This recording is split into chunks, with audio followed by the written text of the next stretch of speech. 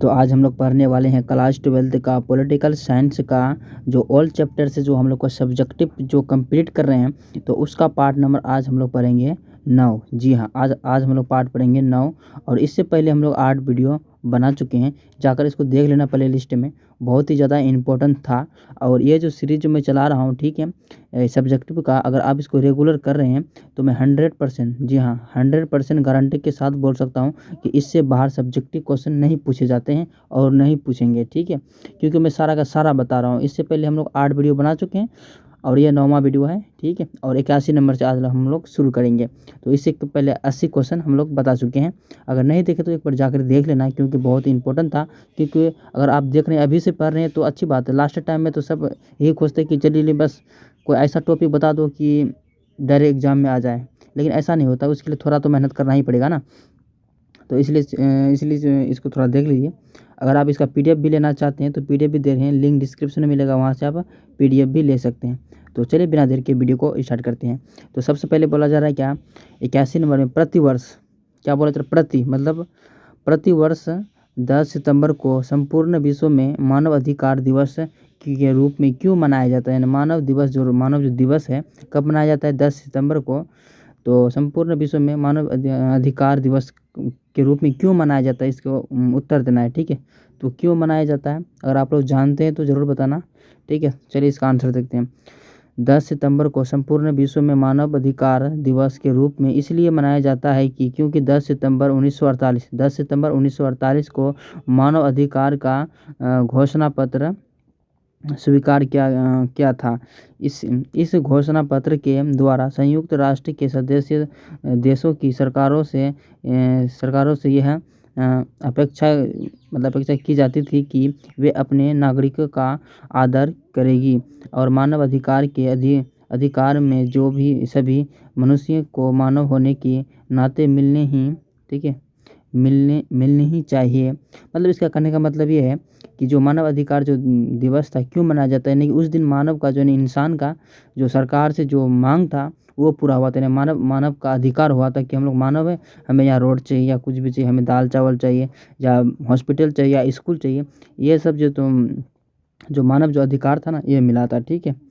तो कहाँ तक बोले थे, यह अपेक्षा जाति की वे अपने नागरिकों का आदर, मतलब आदर, ठीक है, बोलते हैं ना आदर कीजिए, और रिस्पेक्ट जैसे बोलते हैं, करेगी। मानव अधिकार के वे अधिकारों को जो भी सभी मनुष्यों को मानव होने के नाते मिलने से ही चाहिए। संयुक्त राष्ट्र आदर्श सामाजिक परिषद ने 1946 में 1946 में ईस्वी में मानव अधिकारों की समस्या के बारे में एक आयोग की नियुक्ति की। आयोग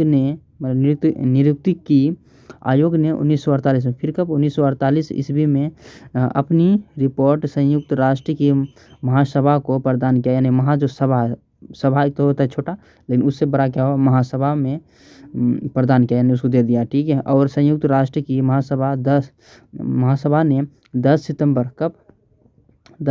1948 ईस्वी को मानव अधिकारों के घोषणा पत्र को स्वीकार हो गया, दे देगी। और 20 मानव अधिकारों की एक सूची का वर्णन किया गया था, कि मतलब एक सूची बनाई गई जिसमें 20 मानव था, ठीक है, हो गया था। अतः प्रति वर्ष 10 सितंबर को संपूर्ण विश्व की मानव अधिकार दिवस मनाया जाता है। प्रत्येक देश के सरकार को यह याद दिलाया जाता है कि अपने नागरिकों को उन्नति व विकास के लिए अधिकार प्रदान करे। तो वही बात हो गया ना, मतलब हर एक 10 सितंबर को, मतलब कि ये सब तो हुआ था 1946 में, लेकिन हर एक दिसंबर को इसको याद दिलाता है सरकार को कि हम लोग नागरिक हैं, हम लोग के लिए कुछ चाहिए। जैसे मैंने आपको बताया था रोड, स्कूल, हॉस्पिटल, ये सब चीज़ें जो मेन टॉपिक के बारे में बताइए, वैसे बहुत सारा चीज़ है। देखिए 82 नंबर में पूछ रहा है क्या, 82 नंबर में बोल रहा है नर स्त्रीकरण। 82 नंबर में बोल रहा है कि नर स्त्रीकरण शब्द को स्पष्ट कीजिए। नर स्त्रीकरण शब्द को स्पष्ट कीजिए। चलिए इसके बारे में थोड़ा सा देख लेते हैं। इसमें बोला जा रहा है कि नर स्त्रीकरण का अर्थ है कि मानवता, क्या बोला जा रहा है, मानवता का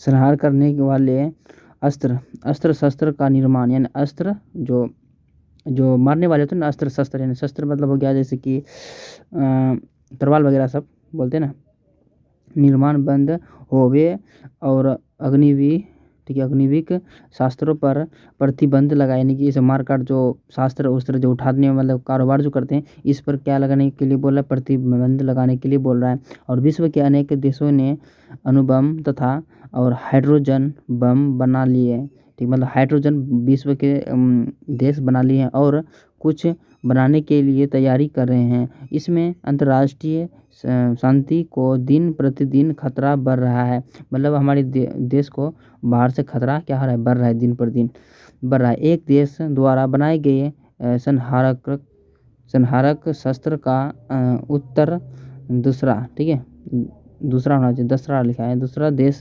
अधिक मानव एक सेकेंड विनाश शास्त्र का निर्माण कर रहा है, यानी कि जो दूसरा देश है अधिक विनाश का शास्त्र मतलब कि गोली बंदूक जो होते हैं तैयार कर रहे हैं, शास्त्र का निर्माण करके देता है। भारत प्रारंभ ही निरस्त्रीकरण के पक्ष में रहा है और ये इस दृष्टि से संसार में होने वाले किसी भी सम्मेलन का भारत के स्वागत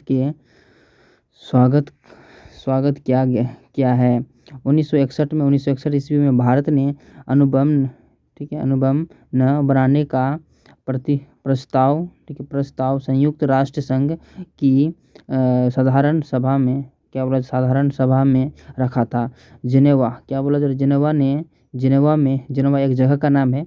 जेनेवा में होने वाले निरस्त्रीकरण सम्मेलन में भारत ने महत्वपूर्ण भूमिका निभाई। अंततः हम यह कह सकते हैं कि निरस्त्रीकरण में ही विश्व का कल्याण है, मतलब इसमें ही विश्व का क्या है, कल्याण है। तो चलिए अगला इसमें निर होगा, ठीक है, मैंने स्त्री गलत बोला था, निरस्त्रीकरण, ओके। चलिए और 83 नंबर में बोला यानी कि 83 नंबर में बोल रहा है क्या, जन आंदोलन के कृति पर अति लघु टिप्पणी लिखी है। अति लघु मतलब समझे, शॉर्ट क्वेश्चन, ठीक है, शॉर्ट देना है आपको। किस पर, जन आंदोलन में। तो आइए देखते हैं, इसमें बोला जा रहा है कि जन आंदोलन होते हैं वे आंदोलन, मतलब जन आंदोलन जो है वे आंदोलन होते हैं जो प्राय समाज के संदर्भ या श्रेणी के क्षेत्रीय अथवा और स्थानीय हितों मांगों, ठीक, हितों मांगों और समस्याओं से प्रेरित होकर प्राय लोकतांत्रिक तरीके से चलाए जाते हैं, मतलब लोकतांत्रिक से चलाए जाते हैं। कहाँ पर, जो देशी जो क्षेत्र होते हैं इसमें, ठीक है, चलाए जाते हैं। उदाहरण के लिए 1973 ईस्वी में चलाया गया था चिपको आंदोलन। क्या 1973 में कब क्या चला, बहुत ही अच्छा है चिपको आंदोलन, आप लोग जानते हैं ना चिपको आंदोलन। तो 1973 में चिपको आंदोलन चलाया गया था, भारतीय किसान यूनियन द्वारा चलाया गया था, यानी भारत का किसान जो यूनियन द्वारा चलाया गया था। चिपको आंदोलन में बेसिक होता था ये, जैसे पेड़ काटने के लिए लोग जाते थे ना, तो पेड़ से चिपक जाते थे, इसलिए उसका नाम रख दिया चिपको आंदोलन। तो सब वहाँ का महिलाएं और पुरुष दो सब अपने अपने पेड़ को ढक लेते कि नहीं देंगे काटने के लिए, ठीक है, चलाए गए थे। तो आंदोलन दलित, ठीक है, पैंथर्स आंदोलन, आंध्र प्रदेश ताड़ी विरोधी आंदोलन, समय समय पर चलाए गए छात्र आंदोलन, नारी मुक्ति और, ठीक है, शक्तिकरण समर्थित आंदोलन, नर्मदा, ठीक है, नर्मदा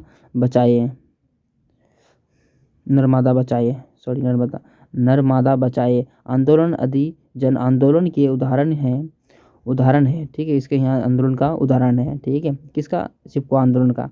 तो वैसे ही चिपको आंदोलन बहुत ही इम्पोर्टेंट था, उसी तरीके ये भी इम्पोर्टेंट है, इसको भी देख लीजिए आप, याद वैसे नहीं आएगा तो या तो आप दोबारा भी देख लेना, नहीं तो आप PDF तो दे ही रही हैं, आप उससे भी याद कर सकते हैं। 84 में बोला है क्या, किन्हीं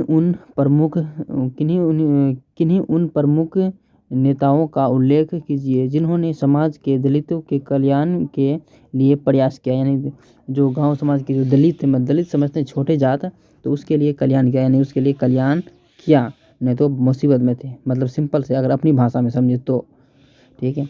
चलिए आंसर में लिखना क्या, ज्योतिराव फुले ने भारतीय समाज के, इसका नाम ज्योतिराव फुले ने भारतीय समाज के तथा कथित पिछड़े वर्ग के कल्याण के लिए आवाज़ उठाई। मतलब जो पिछड़े निचले लोग थे, निचले जाति के, उसके लिए यह क्या उठाए थे, एक आवाज़ उठाए थे उसके लड़ने के लिए ज्योति राव ने, ठीक है, आवाज़ उठाई।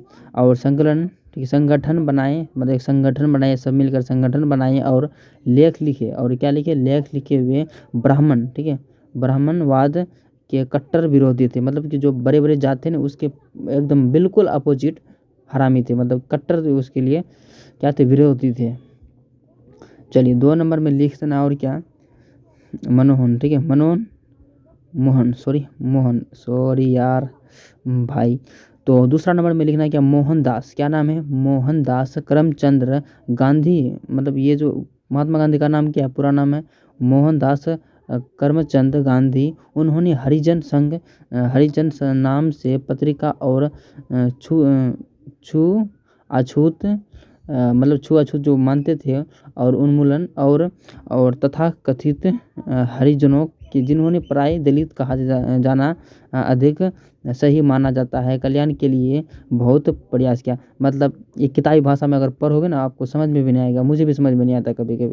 देखिए इसमें बोला जा रहा है कि मोहन करमचंद्र जो थे वो निचले जाति के लिए बहुत लड़े, उसके लिए भी बहुत मेहनत करे। मतलब नाम इंपॉर्टेंट है, बाकी आप अपने चढ़ा बढ़ा के भी लिख सकते हैं, ठीक है। जिन्होंने बोला था ना दलित कहा जाता है, उनके लिए बहुत ही अधिक सही माना जाता था, कल्याण के लिए बहुत प्रयास किया, ठीक है।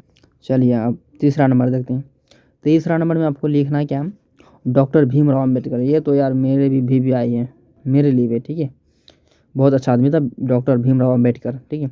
डॉक्टर भीमराव अम्बेडकर ने अपने जीवन पर दलित के लिए उत्थान, ठीक, उत्थान के लिए कार्य के संगठन बनाए, और भारतीय संविधान के लिए रचना के दौरान छुआछूत और उन्मूलन के लिए व्यवस्था कराई। किसी भी रूप में अछूत-छूत के व्यवहार को करने वाले लोगों के दोषी मानकर कानून के अंतर्गत कठोर दंड दिए जाने वाले व्यवस्था बनाई। मतलब जो भीमराव जो अम्बेडकर थे, जो नॉर्मल जो लोग थे, यानी निचले जाति के जो लोग थे, डोम चमार और क्या क्या नाम है यार मुझे याद नहीं, डोम चमार और जो निचली जाति के लोग होते थे, उसके लिए भीमराव अम्बेडकर बहुत बड़ा आवाज़ उठाए कि मतलब ये एक कानूनी बना डाला कि नहीं, बहुत जुल्म हो रहा है किस पर, निचली जाति पर, ठीक है।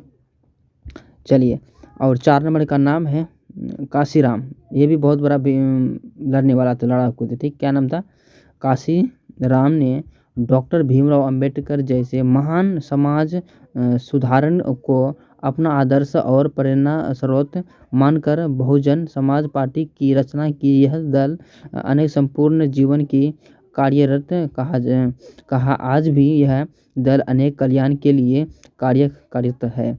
मतलब जो अभी भी कोई बहुत लोग बोलते हैं भीम जय भीम जय भीम करके जो नारे भी लगाते हैं, तो ये सब जो इसी का ही पार्टी था, ठीक है। मतलब वैसे ही पार्टी था ये भी, जैसे कि मैं बता रहा हूँ, ठीक है। वो उसका तो एक बहुत बड़ा प्रेरणा था। मतलब ये ऐसे समझिए कि ये एक उसको देखकर यह बनाए थे, कौन, काशीराम। चलिए, और 85 नंबर में देखते हैं। 85 नंबर में बोला जा रहा है कि सुरक्षा परिषद के क्या कार्य है। सुरक्षा परिषद, पहले सुनिए, सुरक्षा परिषद के क्या कार्य है, अथवा सुरक्षा परिषद पर संक्षिप्त टिप्पणी लिखिए। इसके बारे में टिप्पणी लिखना है, ठीक है। देखिए टिप्पणी माने होता है कमेंट, ठीक है। तो इसमें बोला जा रहा है कि सुरक्षा परिषद संयुक्त राष्ट्र के कार्यपाल के समान है। इनके सदस्य होते हैं कितना, इनके सदस्य 15 सदस्य होते हैं, जिन्हें 5 अस्थायी सदस्य हैं। अमेरिका, इंग्लैंड, फ्रांस, चीन और रूस पहले सोवियत संघ इसका स्थान सदस्य, परंतु जनवरी 1992 में सोवियत संघ की समाप्ति के बाद यह स्थान रूसी गणराज्य को दे दिया है। इसके अन्य सदस्य, मतलब 10 सदस्य महासभा के द्वारा 2 वर्ष के लिए चुने जाते हैं। मतलब कितने वर्ष के लिए, 2 वर्ष के लिए चुने जाते हैं। भारत की कई बार सुरक्षा परिषद का सदस्य चुना जा चुका है। 1992 ईस्वी में सुरक्षा परिषद की एक विशेष बैठक हुई, जिसमें इसके अस्थायी सदस्यों की संख्या बढ़ाए जाने पर जोर दिया गया और भारत का इसका अस्थायी सदस्य बनाने का विचार और ठीक है पकड़ा, मतलब इसको अस्थायी से पकड़ा, इसको जबरदस्त मतलब इसको टॉर्चर किया गया। ठीक है, कुछ लोग अस्थायी सदस्य के प्रावधान को समाप्त करना चाहते थे और सभी सदस्यों को समान समझने जाने पर जोर देते थे। अस्थायी सदस्य को किसी भी प्रस्ताव पर वीटो ठीक है वीटो का अधिकार है और सुरक्षा परिषद के कार्य निम्नलिखित, इसका भी कार्य निम्नलिखित है।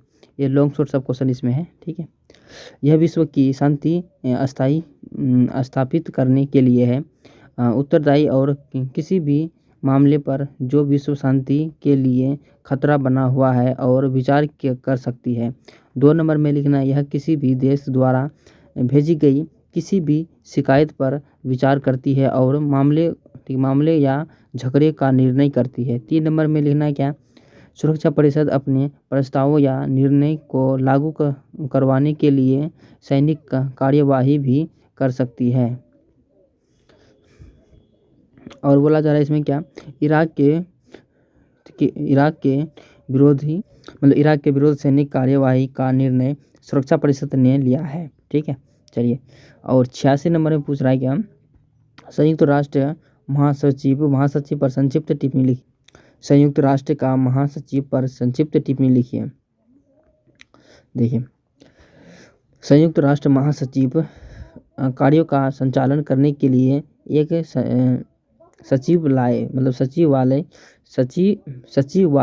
है। इसके अध्यक्ष को महासचिव कहा जाता है। इसके अध्यक्ष को क्या कहा जाता है, महासचिव कहा जाता है। सर्वप्रथम नरवो के और त्रिगवेली प्रथम महासचिव बने थे और वर्तमान महासचिव काफ़ी उन्नत है। ये दोबारा निर्वाचित हुई हैं। महासचिव के प्रमुख कार्य निम्नलिखित है। इसके जो महासचिव का जो कार्य है इसका भी निम्नलिखित है, देखते हैं।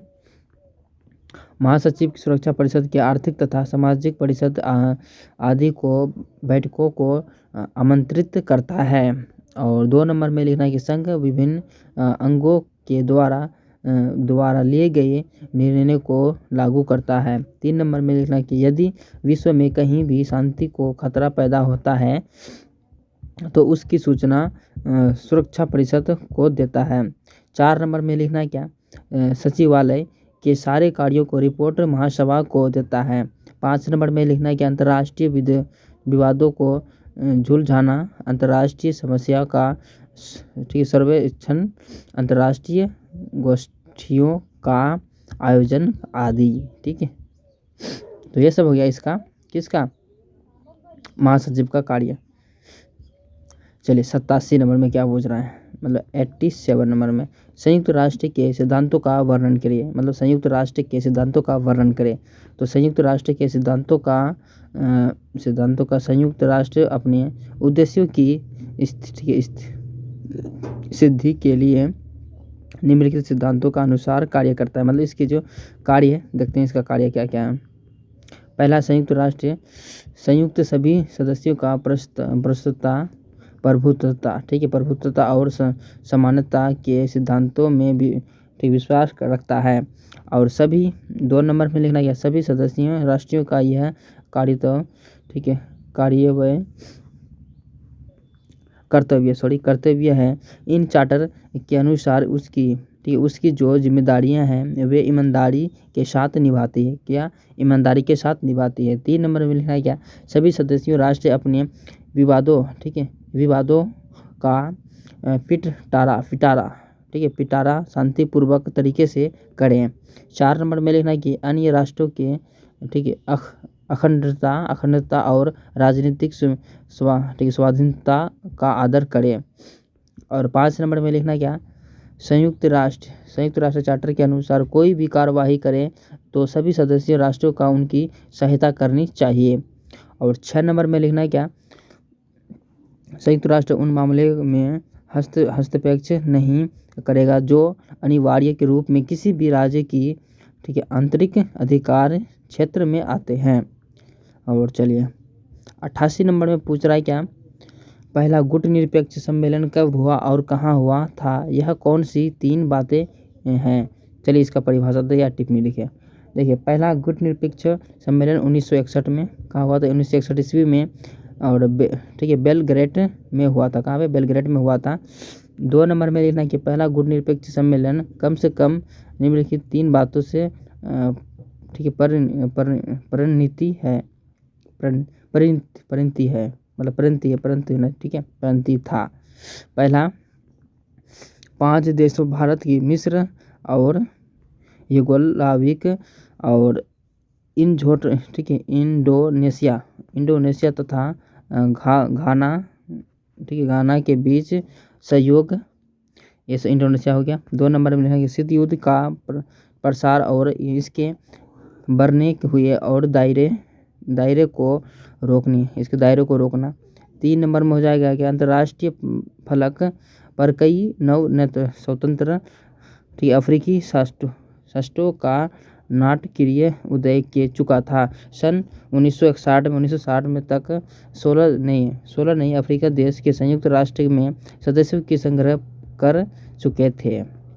चलिए लास्ट और आखिरी क्वेश्चन में पूछ रहा है, गुटनिरपेक्षता का अर्थ तटस्थता का धर्म निभाना नहीं है, संक्षिप्त इसका स्पष्ट करें।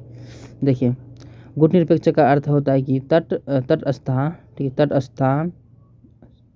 तटस्थता का धर्म निभाना भी नहीं। तटस्थता का अर्थ होता है कि मुख्य युद्ध में शामिल न होने की नीति का पालन करना। तटस्थता की नीति की पालन करने वाले देश के लिए यह जरूरी नहीं है कि वे युद्ध को समाप्त करने की मदद करे। ठीक है, तो कहीं भी कुछ भी दिक्कत है तो प्लीज़ आप लोग कमेंट करेंगे भाई। ठीक है, मैंने आज को कुछ ज़्यादा ही धीरे बता दिया। कहीं भी दिक्कत हो तो प्लीज़ उसके लिए कमेंट करेंगे। मिलते हैं नेक्स्ट वीडियो में। ठीक है, तब तक के लिए बाय।